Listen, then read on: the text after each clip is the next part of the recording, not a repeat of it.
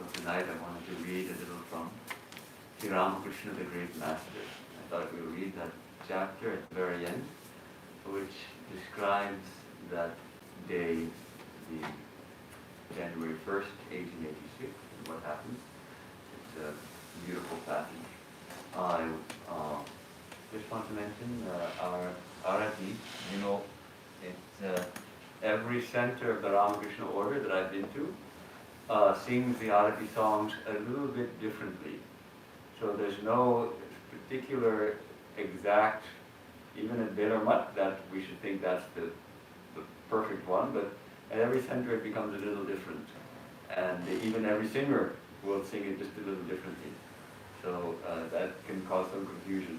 But in our Kandana, Kandana Bhava Bandhana Jagavandana Vanditama Niranjana Nararupadhara. I hear someone singing Niranjana Nararupadhara. That causes a little confusion. Let's all sing it the same way. That's when we sing together, one of the important things, the most important, what's the most important organ that we use when we're singing? What's the most important faculty that we have that we use when we're singing together? People think mostly it's our voice. Not so. It's our ears. Our ears are the most important part of singing when we sing, especially when we sing together, because we should listen closely to our own voice and the voices of others and see that they match. That's the challenge of singing together. And especially when we don't have any instruments, gradually our pitch goes down and down and down. So that's... Maharaj, please repeat one more time. More? No.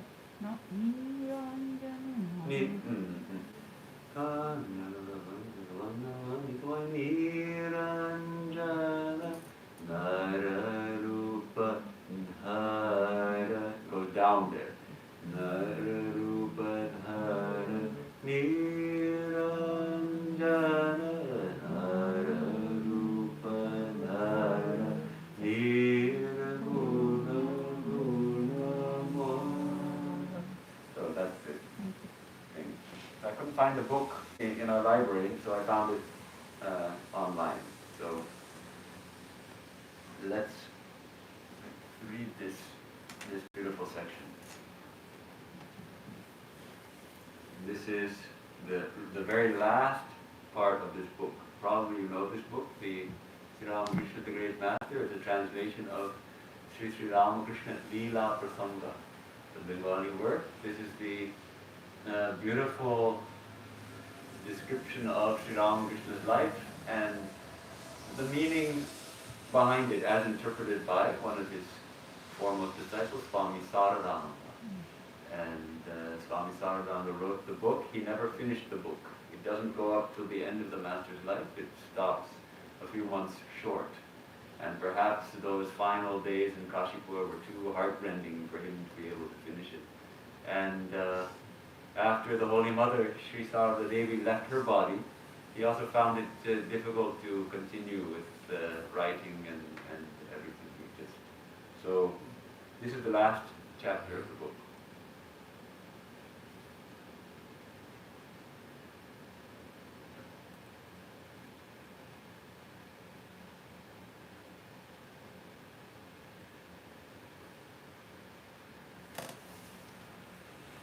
The Master's self-revelation and the bestowal of freedom from fear. We have already told the reader how one day the Master came out of his room and walked in the garden for a short time. Feeling weak on account of it, he did not venture to do so again for about a fortnight. They're at Kashipur, of course, now at this point. Although there was no change of treatment during that period, there was a change of the doctor. Rajendranath Datta, born in the family of the rich and famous Akrur Datta of Balbazar, Calcutta, labored hard and spent much money over a vast and deep study of homeopathy and its propagation in the city. The famous Dr. Mahendralal Shakar met him and became convinced of the efficacy and efficiency of homeopathy, and adopted that method in his profession. Rajendra Babu had heard from people of the illness of the master. He knew that if he could cure him, the reputation of homeopathy would be established with many. So he selected a medicine after much study and thought. He was acquainted with Atul, the younger brother of Girish. He, as far as we remember, met Atul somewhere at this time and asked him about the master's illness. He then expressed his intention of treating the master and said, "Please tell Mahendra," that is, Mahendra al-Shakar was currently, it was at that time Sri Ramakrishna's doctor. And that's his student actually, Rajendra's student. So he told Atul, "Please tell Mahendra that I have selected a medicine after much thinking. I hope to get good results with it. I'd like to try it once, if he is agreeable."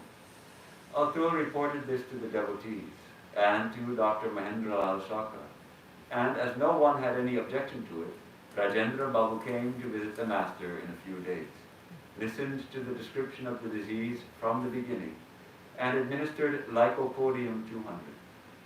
The master derived much benefit from it for more than a fortnight. The devotees thought he would perhaps soon become strong and healthy as before.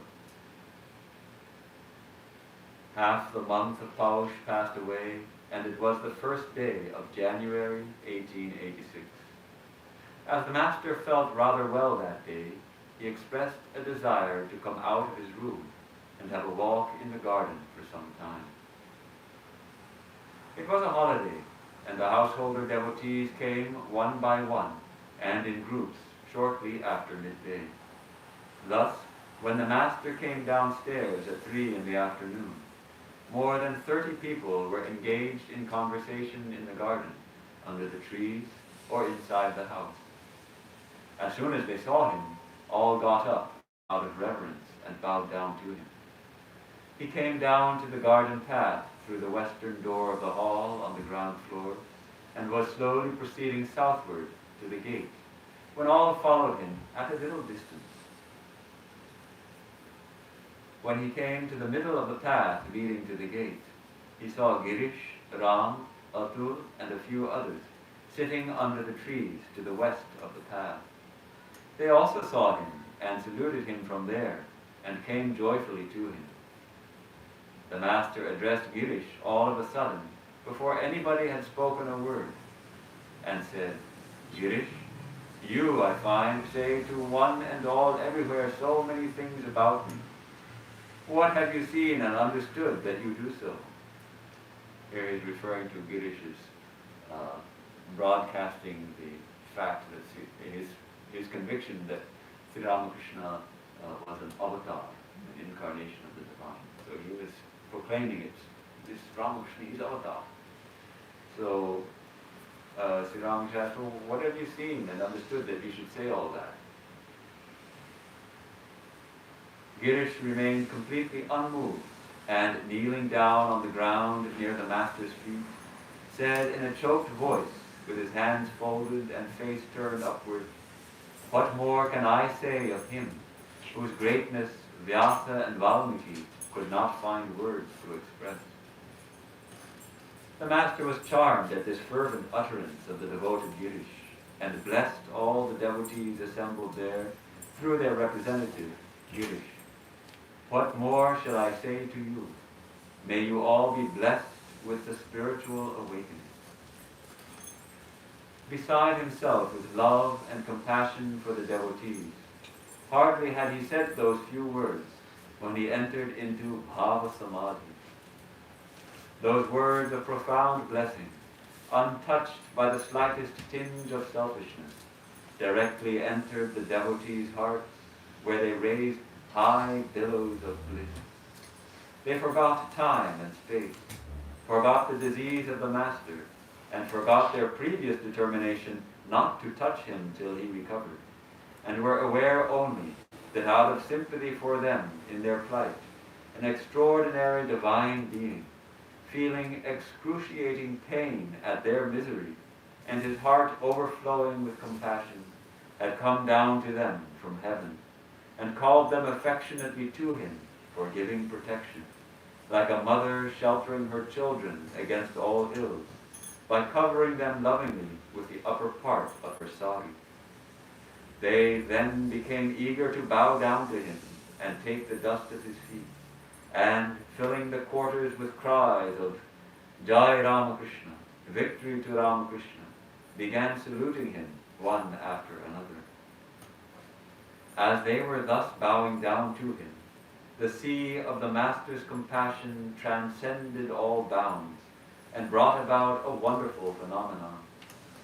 We had almost daily seen the Master at Dakshineshwar, losing himself in grace and compassion for certain devotees and blessing them by his extraordinary, potent touch in the state of divine semi-consciousness. He began touching each of the devotees assembled on that day in that divine mood. The joy of the devotees, it is superfluous to say, knew no bounds at that act of the Master. They felt that he would not henceforward keep concealed the fact of his divinity, either from them or from anybody else in the world. And knowing as they did, nevertheless, their own defects, spiritual destitution, and incapability, they had not the slightest doubt that all alike, the sinner as well as the afflicted, would find a refuge at his feet, a touch of which dispelled all fear forever.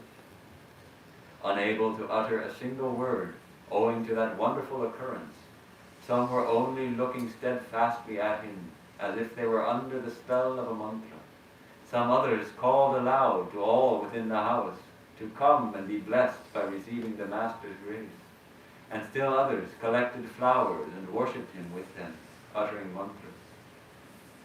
Soon the ecstasy of the Master came to an end, and the devotees too were again in the normal state of their consciousness. Bringing thus to an end his walk in the garden that day, he went into the house and sat down in his room.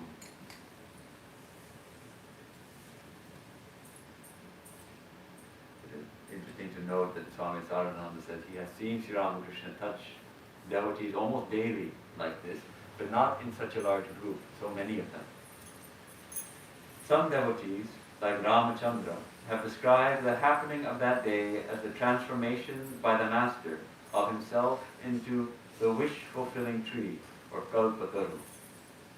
But it is more reasonable, it seems to us, to call it the self-revelation of the Master, Atma Prakasha, or the bestowal of freedom from fear on all devotees by revealing himself. The Kalpataru, it is said, gives to all whatever, good or bad, they ask for. But the Master did not do so. He made clear through that event the fact of his being a God-man, and of his bestowal of protection against and freedom from fear on all, without the slightest discrimination.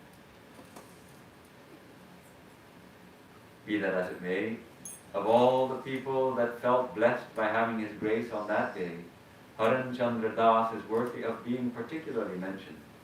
For as soon as he bowed down to him, the Master, in ecstasy, placed his lotus foot on Haran's head. It is only on a few occasions that we saw him bestow his grace in this way. There's a footnote. Haran Chandra of Beliaghata had a job in the office of Messrs. Findlay Mayer Company.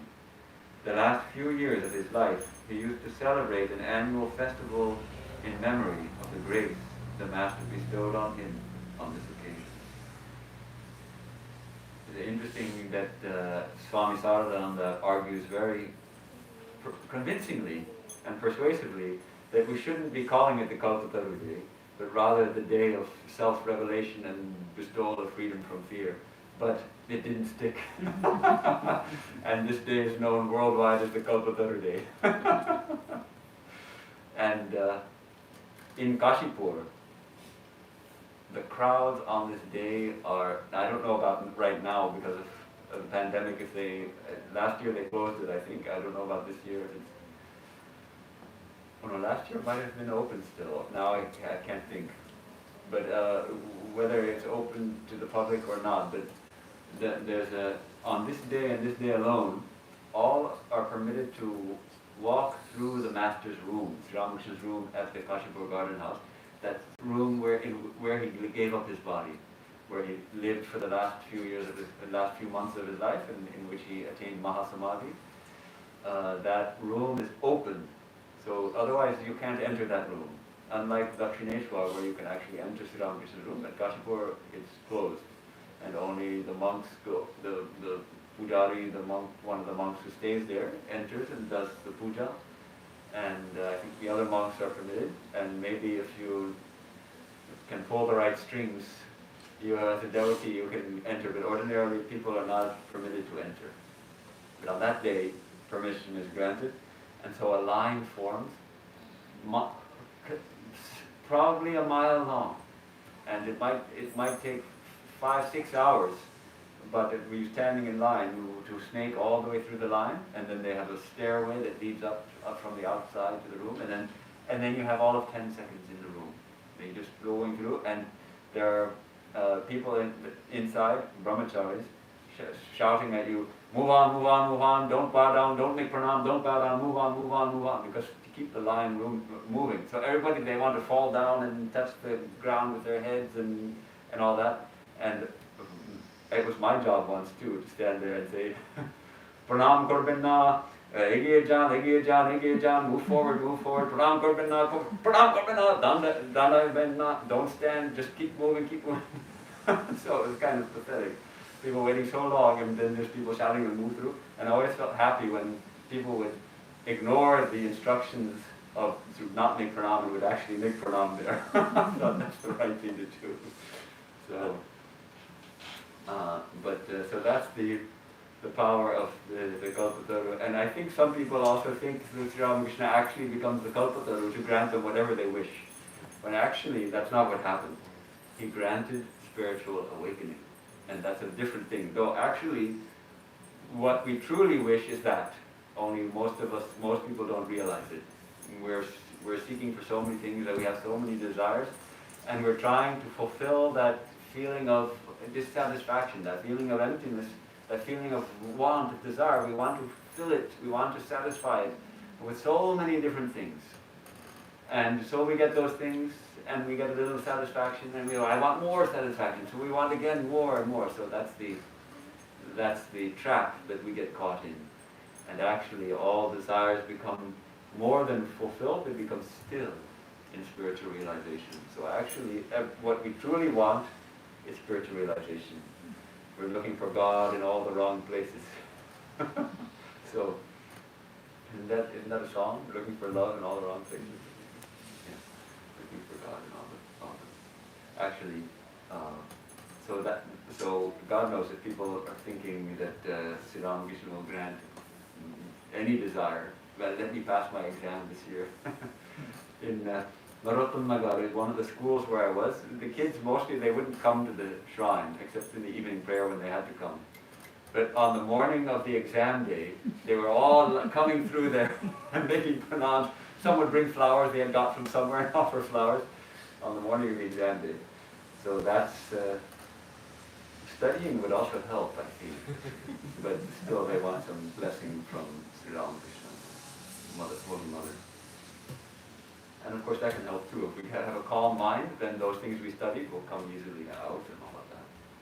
So there's a little bit more to read here.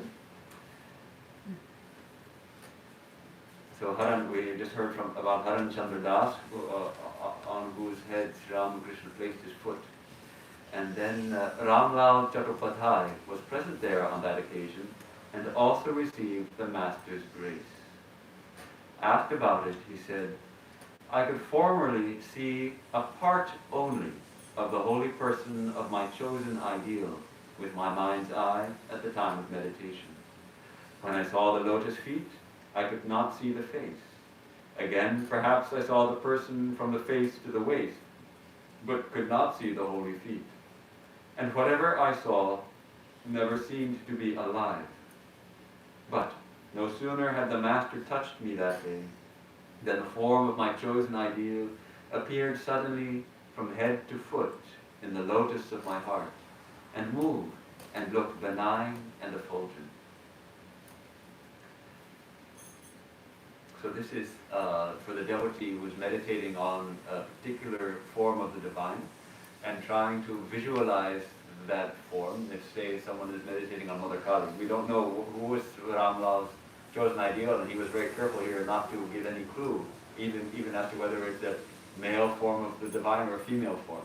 But say if he's meditating on Mother Kali, if he could see her feet, then he couldn't visualize her face at the same time. And if he saw her face, but after this touch, the whole form of Mother illuminated his heart, the lotus of his heart, and he could just close his eyes and directly perceive the Mother shining there. So that's a very powerful blessing.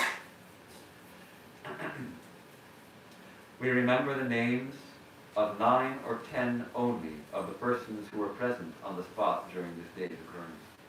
They are Girish Ghosh, Atul, that's Girish's brother, Ram, that's Ramchandra Datta, Navagopal, Haramohan, Vaikuntha, Kishori Rai, Haran, Ramal, and Akshoy. That must be Akshoy Kumar Sen, who wrote the Punti, the Ramakrishna Punti. It would be interesting to read the, have we got the translation of that book here in the ashrama? It would be interesting to read the description by Akshoy on that. Anyhow, that will have to be for another day. Mahendranath, the writer of the Gospel of Sri Ramakrishna, was also perhaps present. But it is a matter for wonder that none of the sannyasi devotees of the Master was present there that day. Narendranath and many others of them had been engaged in sadhana besides the Master's service, etc., in the previous night for long hours. And, feeling tired, they were sleeping within the house. Although Latu and Sharat, means the writer, Latu and Sharat were awake and saw what was taking place from the roof of the first floor to the south of the Master's room, they refrained voluntarily from going there. For as soon as the Master went downstairs to have a walk in the garden, they put his bedding, etc., in the sun and were cleaning the room, thinking that it might cause inconvenience to the Master if they left their duty half finished. They did not feel inclined to go there. Of course, it's also the case that they would have received everything from Sri Ramakrishna already. They would have had that blessing of spiritual awakening from him. So. But it was interesting, they could see from the roof the devotees going mad and calling for everyone to come and all of that. There's a drawing by, do you know that drawing? There's a drawing, we can search for it afterwards. Someone who was there on the occasion made a drawing of Sri Ramakrishna and the devotees on this day. It's a sketch, it's a rough sketch, but it gives some kind of picture. We'll search for it after this. We asked a few others, including Vaikuntanath, about their experience on that day. We shall bring this subject to a close by recording what Vaikuntha had told us. Vaikuntha met the Master at about the same time as we did. We have already mentioned something of how the Master gave him instructions and molded his life since then. The Master rendered his life full of bliss by initiating him in a mantra, which is quite rare. Ramakrishna actually granted mantra initiation only to a handful, maybe a couple, as far as we know, a couple of dozen people. Very few people he actually granted mantra, 2-3 dozen at most. And even some of the so-called direct disciples didn't receive it from him. Swami Yogananda and Swami Trigunatitaranda actually received the mantra from Holy Mother. So the Master rendered his life full of bliss by initiating him in a mantra. Vaikuntha engaged himself in sadhana since that time and was striving his best that he might have the vision of his chosen ideal. Knowing that he could not succeed in his attempt without the Master's grace, he was from time to time plaintively praying to him for it, especially when the Master became physically ill and came to Calcutta and then to Kashipur for treatment. During this period also, twice or thrice, Vaikuntha got the opportunity of humbly beseeching him for the fulfillment of his heart's desire. The master smiled graciously, solaced him, and said, "Why don't you wait? Let the disease of the body be cured a little, and I shall do everything for you." Vaikuntha was present on the spot of this day's occurrence. As soon as the master had blessed 2 or 3 of the devotees by his extraordinary, powerful touch, Vaikuntha came before him, bowed down to him with devotion, and said, "Sir, please bestow your grace on me." The master said, "But you have been given everything." "When you say," said Vaikuntha, "everything has been given, it is certainly so. But kindly do so that I can understand it, more or less." Saying, "So be it," the master touched his chest only for a moment in an ordinary way. "But," said Vaikuntha, "as the result of it, a great revolution took place in my mind. I saw the figure of the master lit up with a gracious smile in the sky, in the houses, trees, plants, men, and in whatever else I looked. I did not know how to contain my delight within myself, and seeing then you too on the roof, I called aloud, saying, 'O you all, wherever you may be, come without delay.' That mental attitude and vision of mine continued for some days throughout my waking state. I became amazed and charmed with the holy vision of the Master in all things. It continued to be so wherever I went, to office or elsewhere on any business. I could not attend to the work on hand, and it suffered. I tried to forget that vision for some time when I found that work was suffering, but failed. I then understood a little of why Arjuna felt afraid to see the universal form of the Divine Lord and prayed to him to withdraw it. Remembering the statement of the scriptures that liberated souls always remain in the same elevated state, I could then but catch a glimpse of the extent of desirelessness the mind has to develop to have the capacity to remain in that high state. For hardly had a few days passed when I felt it difficult to live in the same mental attitude and with the same vision. Sometimes it occurred to me, am I going mad? I then prayed to the Master again with fear. O Lord, I am not able to contain this mental state. Please ordain that it may come to an end. I now think, woe be to human weakness and stupidity. Why did I pray so? Why did I not keep my faith firm in him? And why did I not wait patiently to see its ultimate developments? I might at most have become mad, or the body might have dropped off. But as soon as I prayed in that manner, the said vision and mental state came to an end one day. My firm conviction is that they were removed by the same extraordinary being from whom I had got them.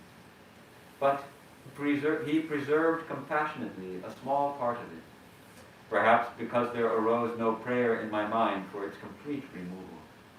I felt blessed and amazed at the sudden appearance of this vision a few times daily, the vision of the gracious figure of the Master made effulgent by the divine mood.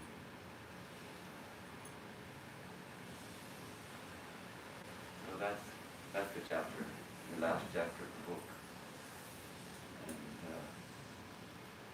it was fine. I don't know what else to say.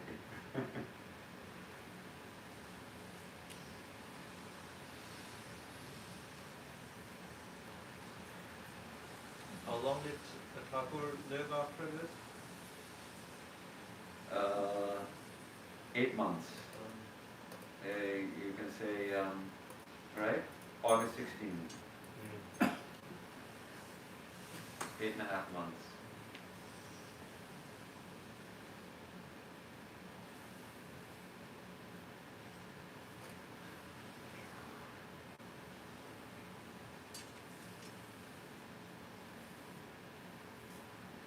I'm just seeing if that sketch is available, but I can't remember the name of the artist who drew it. So far, not finding anything. One of you search.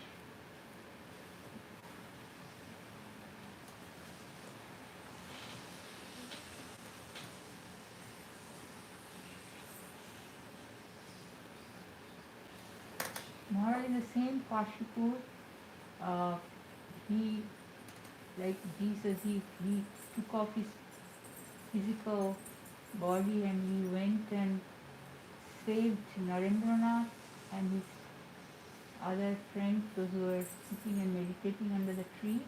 The same place, right, Kashipur? That happened in Kashipur. There's these things are mostly not. Ramakrishna discouraged very much the cultivating any kind of unusual powers.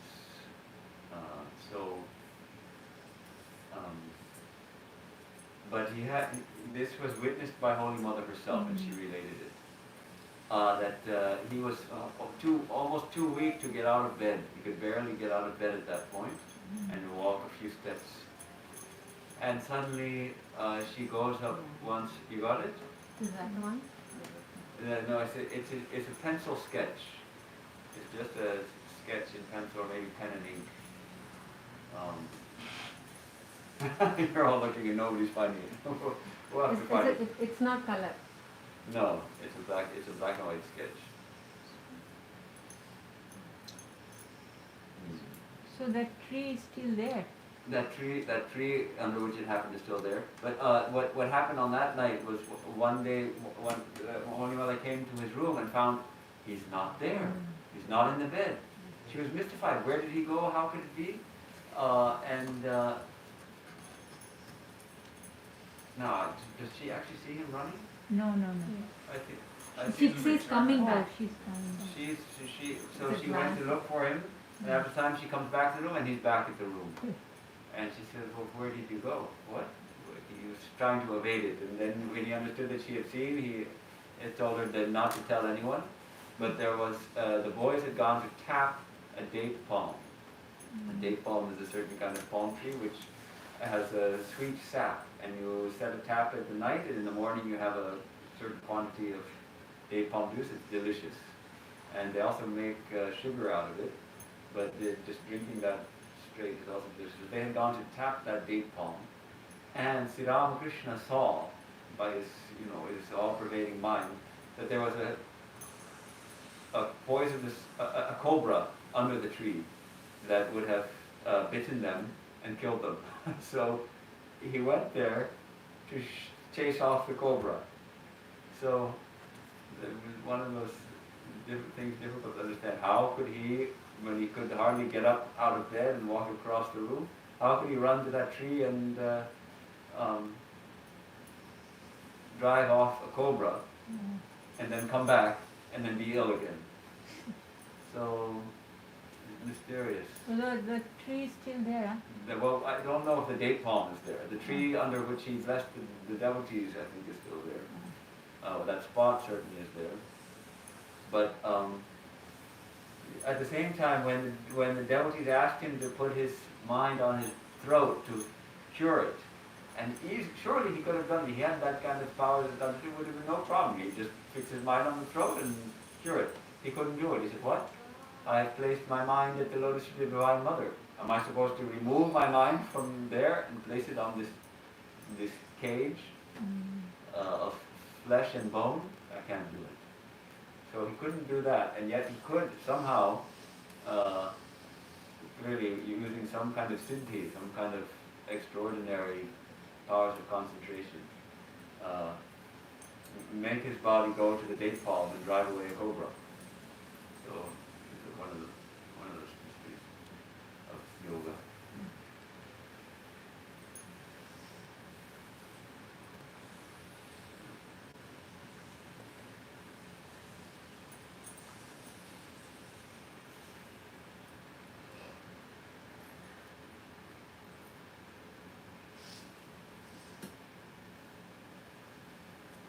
must be a great experience to be in that compound, that area of Kashipur. Yeah.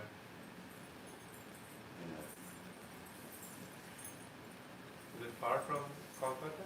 No, well, Calcutta now, I mean, even Dakshineshwar has sort of been enveloped by the expanding metropolis. But it's like a suburb of Calcutta. And Belur is across the river, and actually is across the river from that general area where Kashipur is. And you can see, from Belur you can see Dakshineshwar if you get up on a roof or something of a building. You can see it up towards the north. And right across is the cremation ground where Sri Ramakrishna's body was cremated, right across from Belur. And that's of course near the Kashipur garden house, because they carried him on foot, carried his body to that cremation ground, and he was cremated there. So it's close, very close there. Close by. And yeah, Belur. But Calcutta, you can say it's North Calcutta. So, there's so many places sanctified by Sri Ramakrishna's visits in Calcutta. There's also Balaram Mandir, the house of Balaram Bose. Yeah. And there's a big hall where Balaram counted 100 times Sri Ramakrishna came to his home, 100 times, and had his discourses and his singing and his samadhi and all of that. And there was even a room kept exclusively for his use, and sometimes he would even stay the night there at Balaram Mandir. And that room now is the shrine room. Now it's the center of our order also. And Swami Brahmananda also stayed there often, and Swami Brahmananda left his body in that hall, that upper hall. So there's I think Mahasamadhi there, so there's all kinds of amazing things. Those places are, if possible, one can make a pilgrimage to these places. Now there's Swami Chidekananda, one of the Swamis at Advaita Ashrama, made a couple of virtual pilgrimages, and with, I think it was a kind of a Zoom program, which is also on YouTube now, right? So the San Diego Monastery. Oh, through sponsored by the San Diego Monastery. And he takes everyone to all the local places in Calcutta, to pictures and videos, and Devi will send you the link. Yeah. It'll be good if you get. Yeah, Harinamanda organized a Zoom call with him. Right. They're actually brothers.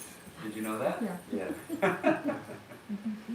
So, he writes article in Vedanta Kesari about this, about all the northern kind of Dakshineshwar, the devotees, how they are related. oh, in Vedanta Kesari or Prabhupada Bharata?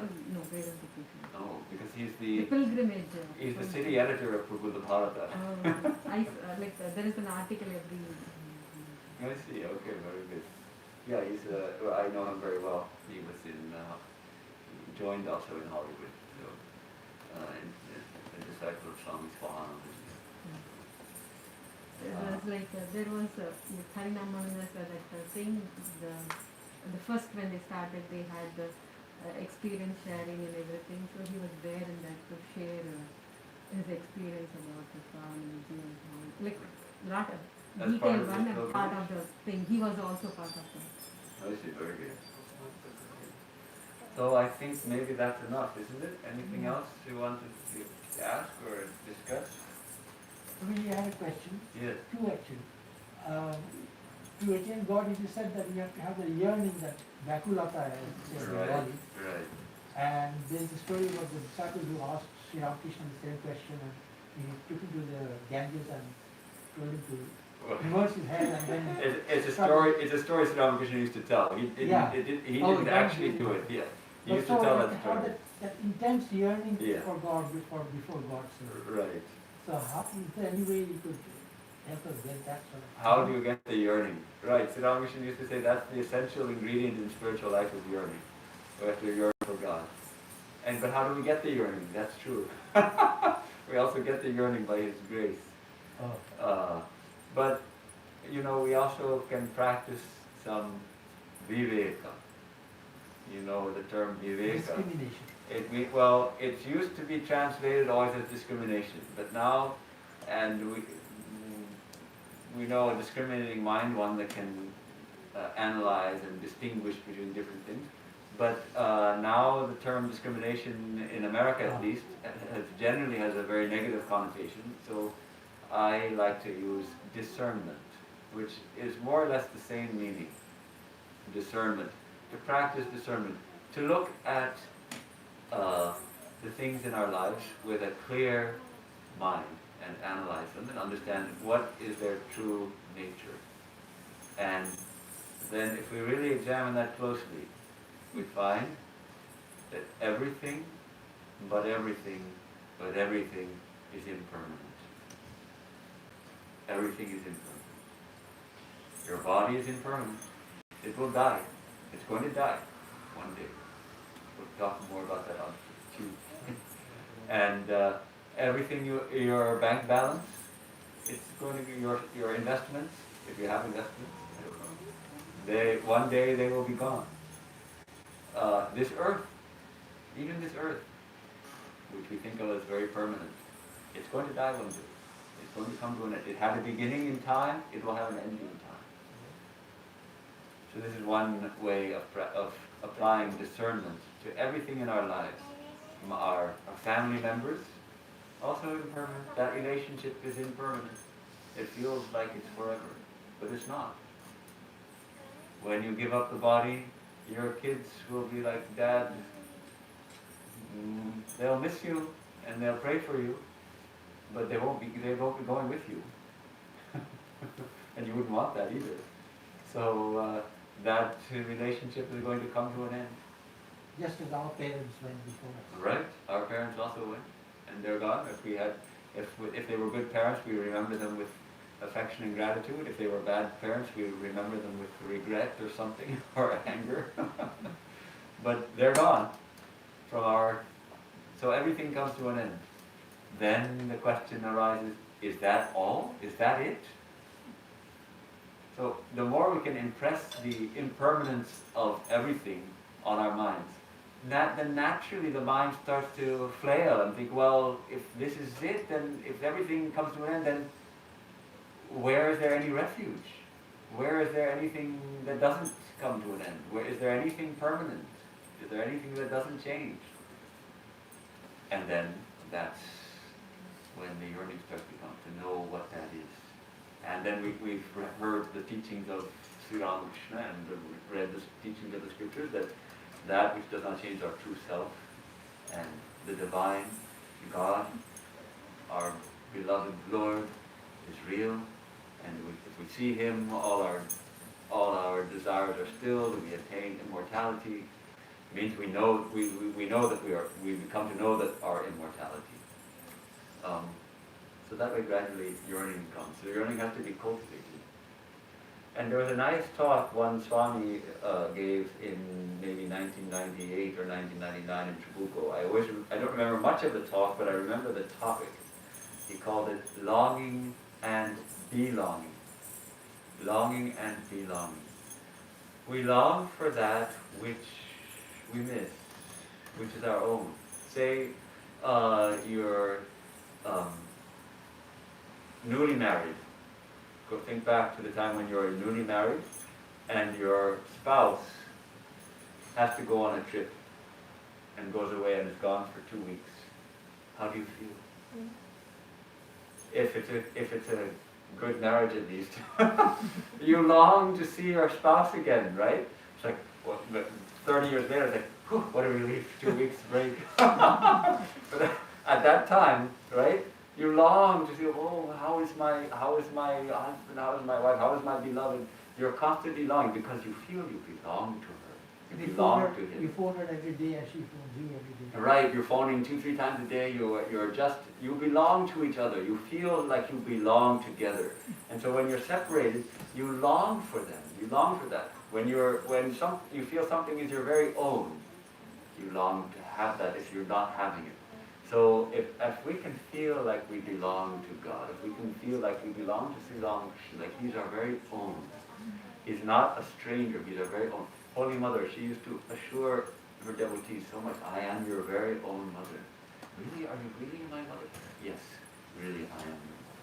I'm your very own mother.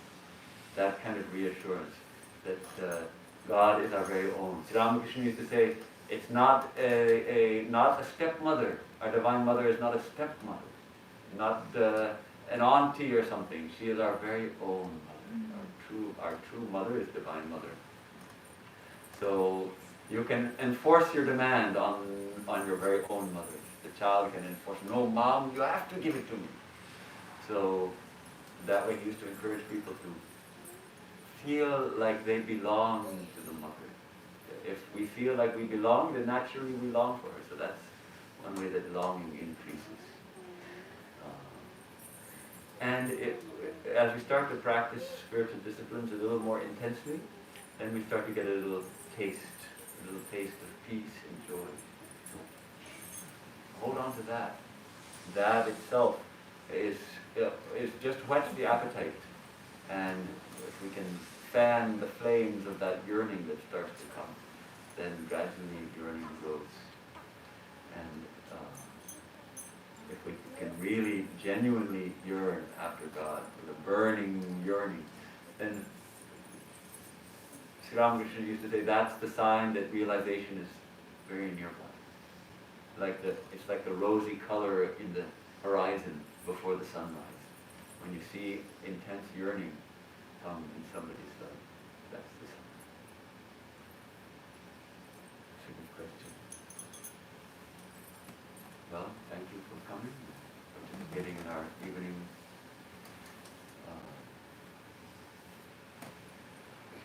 prayer and rejoicing in the name of God. It's always a joy to be here in Raleigh. I get a little break from the daily round of duties in Hollywood and get a chance to do puja and get a chance to have lots of holy conversation with the devotees. So I'm thankful for that. Thank you.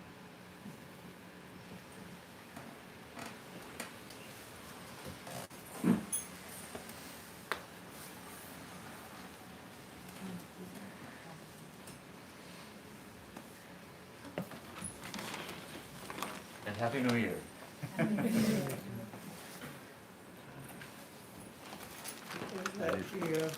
Yeah, I'm going to turn it off now.